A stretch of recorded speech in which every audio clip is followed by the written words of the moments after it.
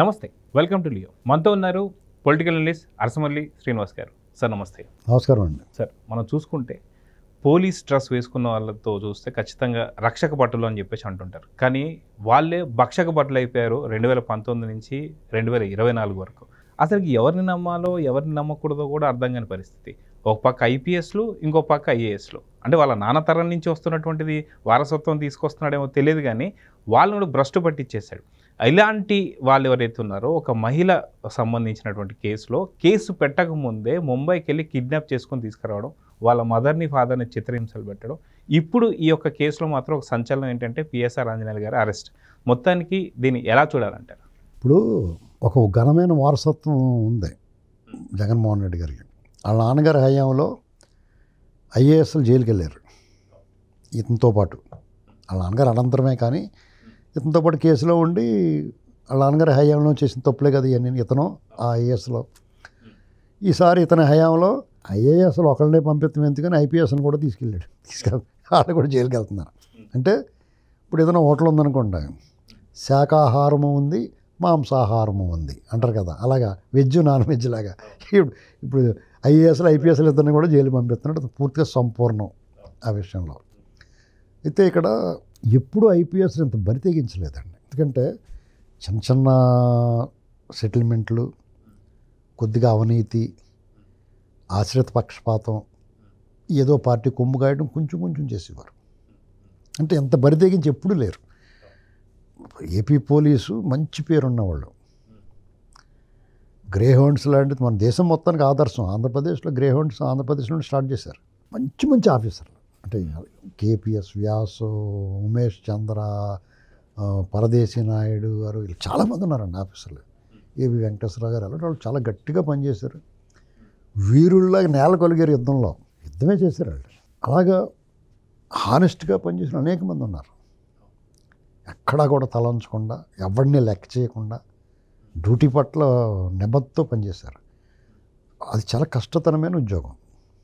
దానికి వేళాపాళం ఉండదండి, సెలవులు ఉండవు, పండగ పబ్బం ఉండదు.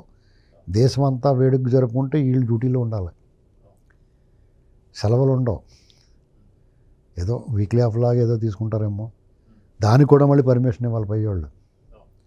కంప్లీట్ బాసిజం, ఒక రకంగా చెప్పాలంటే బానిస భావజాలం ఎక్కించేసి ఉండిస్తారు అందులో. చాలా దారుణంగా ట్రీట్మెంట్ ఉంటుంది. అయినా సరే ఎక్కడ విసుగు విరామం లేకుండా మండు టెండల్లో, వానలో, వరదల్లో, అడవుల్లో, కారడవుల్లో, కాకులతో రెండు కారడవి, చీమలతో రెండు చిట్టడవుల్లో కూడా పనిచేస్తారు. వాళ్ళు ప్రాణాలు తెగించి పనిచేస్తారు. గుండెని అరచేతిలో పెట్టి పనిచేస్తారు. అసలు తలుచుకుంటే మనం ఒక్కొక్కసారి విమర్శిస్తాం వాళ్ళని, బాధ వస్తూ ఉంటుంది. మనం ఇంత కష్టపడిన వాళ్ళు విమర్శించాల్సి వస్తుంది రా బాబు అని. ఎందుకంటే వాళ్ళ త్యాగం ముందు మనం ఎవడన్నా చేసేది ఎంతండి. సైనికులు కానీ వీళ్ళు కానీ, అంటే వీళ్ళలో కొంతమంది ఇలాంటి చెడు సావాసాలు పెట్టి దుష్టజన సాంగత్యం వల్ల చెడిపోయి అరాచకాలు అకృత్యాలు చేయటం వల్ల మొత్తం డిపార్ట్మెంట్ చెడ్డ పేరు వచ్చింది. కానీ వాళ్ళ త్యాగం ముందు ఎవడ చేసిందన్నా ఎంతండి. మనం హాయిగా గుండెల మీద చేసి పడుకుంటున్నామంటే కారణం ఏంటి? వాళ్ళు మనకు కాపలా ఉండబట్టే కదా. అందుచేత మనం వాళ్ళని గౌరవించాలి, వాళ్ళ పట్ల భయభక్తులు ఉండాలి, ఇంత చట్టం పట్ల భయం ఉండాలి కదా, లేదంటే బరిదిగింపు ఎక్కువైపోద్ది కదా. అలాంటి పరిస్థితుల్లో ఈ ఆంజనేయులు గారు ఇలాంటి వాళ్ళు, ఇంకా కొంతమంది సునీల్ కుమార్ ఇలాంటి వాళ్ళు అందరూ కూడా విచ్చలవిడిగా చెలరేగిపోయారు, అరాచకమే చేశారు. చాలామంది ఆఫీసర్లు అమరావతి మహిళల పట్ల కానీ, లేకపోతే రాజకీయ పార్టీల నాయకులతో కానీ, సామాన్య కార్యకర్తలతో కానీ, సామాన్యులతో కూడా చాలా దురుసుగాను, దుర్మార్గంగాను, చాలా ప్రజాస్వామ్యంగా వ్యవహరించారు. ఒక పచ్చి బాలింతరాన్ని పొత్తు కడుపు మీద తన్నేసాడు. ఇంకా మనిషా పశువా? అలాంటి వాళ్ళని చూసి మనం మిగతా డిపార్ట్మెంట్ అందరినీ విమర్శించాం. ఒక ఆఫీసర్ ఇటుక పెట్టించి కొట్టేపోయాడు. ఇది జగన్మోహన్ రెడ్డి హయాంలో జరిగినాయి అన్నీ. ఒక ఎస్పీ స్థాయి అధికారి, జిల్లా అధికారి ఇటుక పెట్టించి కొట్టేస్తున్నాడు. అతను అమ్మవారు పొంగళ్ళు వెళ్తుంటే వెళ్ళలేదు, ముళ్ళకంచెలు వేశారు. చంద్రబాబు నాయుడు గారి ఇంటికి గేటుకి తాళ్ళు కట్టారు. చంద్రబాబు నాయుడు గారి మీద రాళ్ళు వేస్తే ఒక డీజీపీ గారు సవాంగ్ అంటాడు, వాక్ స్వాతంత్రం అంటాడు, భావ ప్రకటన స్వేచ్ఛ అంటాడు. ఇలాంటి మనుషులు ఎందుకు ఇలా ప్రవర్తించారో అర్థం అవ్వట్లేదు. ఎవరి కోసం ప్రవర్తించారు? ఎవరి కళలో ఆనందం చూడటం. దానివల్ల వాళ్ళకి ఏంటి ప్రయోజనం? తాత్కాలికంగా నీ ఉద్యోగం నీకు ఉంటుంది, నీకు రావాల్సిన ప్రమోషన్ నీకు వస్తుంది. ఒకవేళ రాకపోతే కూడా నీ ఐపీఎస్ ట్యాగ్ ఎవడో తీసేసుకోడు కదా. ఇప్పుడు ఏబి వెంకటేశ్వర గారు ఉన్నారు, ఆయన వేధించాడు. ఆయన ఐపీఎస్గానే ఉన్నాడు కానీ ఆయనకేమి ఎస్ఐ అయిపోలేదు కదా, ఒక డీజీగానే రిటైర్ అయ్యాడు కదా.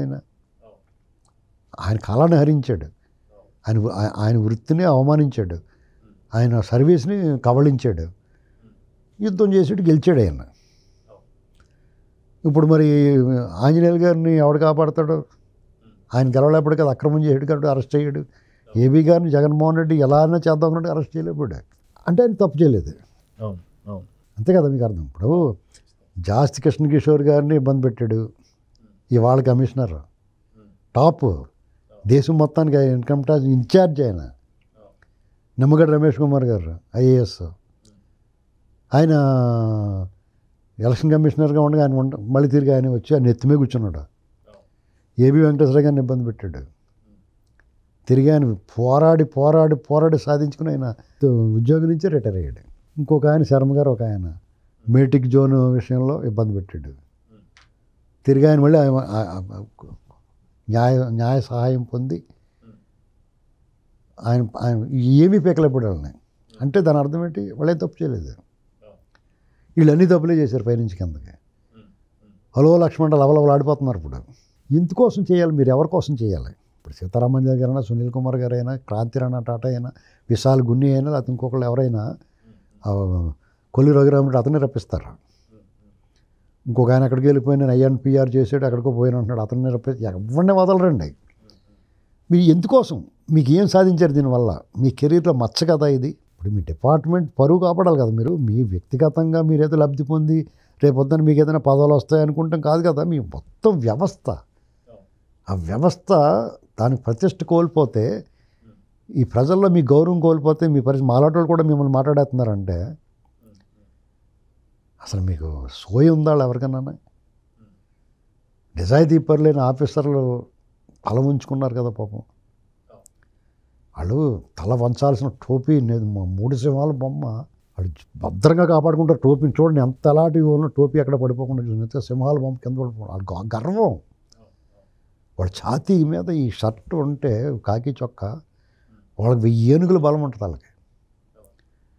అటువంటిది వాళ్ళని భ్రష్టు పట్టించేసాడు కదా. ఏమి సాధించాడు సీతారామయ్యలు? ఇవాళ అరెస్ట్ అయ్యాడు. నీకేం శిక్ష పడకలే చాలు. ఇది అక్రమ అరెస్ట్ కాదు. నువ్వు చాలా ద్రోహం చేసావు, దుర్మార్గం చేసావు, అరాచకం చేసావు, అవినీతి చేసావు. ఒక నటిని ఆంధ్రప్రదేశ్ ఏమీ సంబంధం లేకుండా నీకు ఏం పాపం చేసి, నీకు ఏం అన్యాయం చేసింది? ఒక ఆడబిడ్డ ఉసురు కదా అది.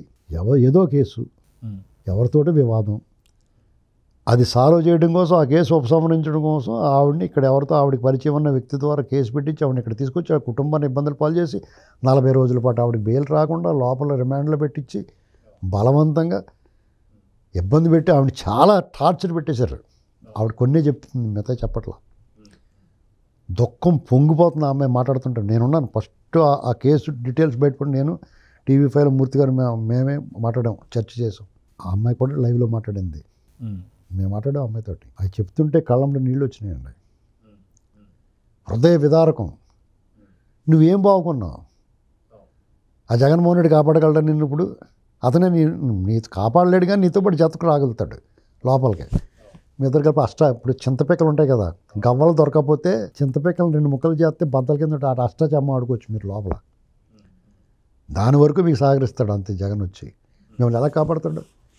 పైగా ఈయన హైదరాబాద్లో కూర్చుని అక్కడ ఉండాలి, ఇతను పక్క పెట్టారు.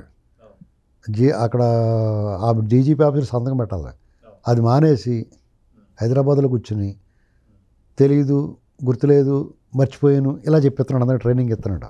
న్యాయ సహాయం ఎవరు ఎలా ఏ కేసు ఎలా డీల్ చేయాలో తనకున్న పరిచయాల ద్వారా, అధికారుల ద్వారా, అవతల వాళ్ళ మీద ఉన్న తీవ్రత, ఆ నేరం తాలూకు తీవ్రత, వాళ్ళు తీసుకునే చర్యల తాలూకు తీవ్రతను తగ్గించడానికి ప్రయత్నం చేస్తూ ఉన్నాడు. ఇంకేం లాభలేదని ఎత్తుకెళ్ళిపోయారు కదా. కాబట్టి ఈ అధికారులు పైగా అతని చరిత్ర చాలా హీనంగా ఉంది. అతనిది కూడా స్త్రీ వ్యామోహం ఆయనకి, చాలా కేసులు చాలాసార్లు టీవీలో వచ్చేసింది అంతా. ఇప్పుడు ఇతను మరి ఇది ఒకటే కేసు అనుకుంటలేదు, నేను చాలా వస్తే బయటకు అనుకుంటున్నాను నేను. దువ్వాడ శ్రీను గారికి సంబంధించిన దాంట్లో కూడా ఇన్వాల్వ్ అయ్యాడని చెప్పేసి ఇంకా చాలా కేసులు ఇప్పుడు ఇవన్నీ వస్తాయి. నెక్స్ట్ ఇంకోటి ఏంటంటే వీళ్ళందరూ వరుస పెట్టి ఈ తిమ్మింగలం మరి వీళ్ళందరూ ఇలా అరెస్ట్ చేసుకుంటూ వెళ్తుంటే ఇక తిమ్మింగలం దగ్గరికి వెళ్ళాలి ఈ చేపలన్నిటిని పట్టుకున్న తర్వాత బాగా తోమితే అవి చెప్తాయి.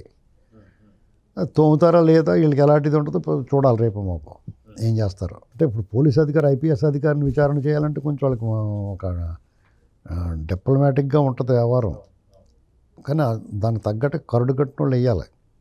సీతారామాంజనేయులు ఎవరినైతే గతంలో వేధించడానికి పెట్టాలి తీసుకొచ్చి, అలాంటి ఆఫీసర్ చేత చేయితే కదా అంటాడన్నమాట. దెబ్బకి దిగిపోద్ది అంతా చేయించాలంటే తప్పదు. ఎందుకంటే అది నిజం రాబట్టాలి. వాళ్ళ పట్ల క్షమాభిక్ష కానీ దయాదాక్షిణ్యం కానీ కారుణ్యం కానీ ఏమీ చూపించకూడదు. అంత 1000 రెట్లు దుర్మార్గంగా వ్యవహరించారు వాళ్ళు. ఇప్పుడు ఇతని ఆధ్వర్యంలో జరిగింది ఆపరేషన్స్ అన్ని. రఘురామకృష్ణరాజు గారిని చంపేయడానికి చూశారు కదా, అదో కేసు ఉంది. ఇప్పుడు వీళ్ళ ఆధ్వర్యంలోనే ఇవన్నీ జరిగినాయి. ఎవరిని విడిచిపెట్టకూడదండి. చేసిన పాపం గడ్డివాములో నిప్పులాడుతండి, మొత్తం అంటుకుంటుంది. కాండవ దహనం జరుగుద్ది.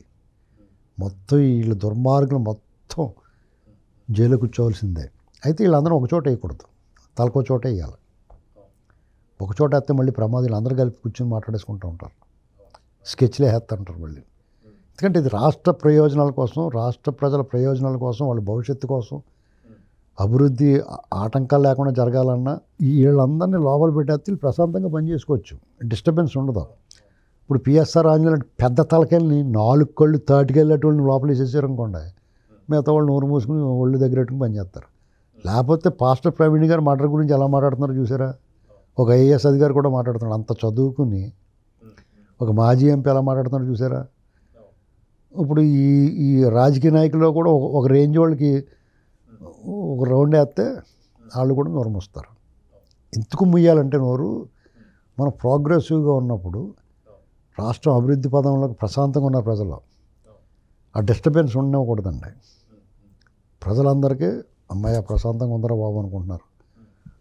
సంక్షేమ కార్యక్రమాలు అందుతున్నాయి, అభివృద్ధి కార్యక్రమాలు జరుగుతున్నాయి, నిర్మాణ రంగం ఊపందుకుంటుంది, యాక్టివిటీస్ పెరుగుతాయి, మనీ సర్క్యులేషన్లో ఉంటుంది, అందరి చేతులు 4 రూపాయలు ఆడతాయి, రాష్ట్రానికి ఆదాయం పెరుగుద్ది, ఎవడైనా పెట్టుబడిదారులు వస్తాడు ఏదో బాగుందరా బాబు అనుకుంటారు.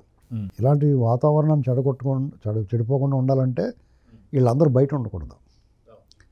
వీళ్ళు ఏం చేస్తున్నారు, అల్లర్లు సృష్టించడానికి, లాండ్ ఆర్డర్ ప్రాబ్లం చేయడానికి ఇష్టమైనట్టు మాట్లాడుతున్నారు. నరికేస్తాం, పొడిచేస్తాం, లాక్కొచ్చి కొడతాం, గొడ్లు తీస్తాం అంటున్నారు. సరే రా, జైల్లో కూర్చుని ఉడదిద్దిగానే తీసుకెళ్ళాలి. కాబట్టి ప్రభుత్వం, నేనేమనుకుంటున్నానంటే, వాళ్ళు సంక్షేమ కార్యక్రమాలన్నీ ఒక లైన్లో పెట్టిన తర్వాత వాళ్ళ ప్రాధాన్యత కక్ష రాజకీయాలు ఉండవు, చట్టం తన పని చేసుకుంటుంది. మా పని అభివృద్ధి చేయటం, సంపద సృష్టించడం, సంక్షేమం అమలు చేయడం అనుకున్నారు. ఆ పని చేసి చూపిస్తున్నారు. ఇక మొదలెడదామా అని మొదలెట్టారు అనుకుంటున్నాను నేను. సో చూద్దాం సార్, ఖచ్చితంగా ఇలాంటి పెద్ద తలకాయలు ఇంకా చాలా ఉన్నాయి, వాళ్ళని కూడా అరెస్ట్ చేయాలంటే కోరుకుందాం. నమస్తే. Please subscribe to Leo news for more videos.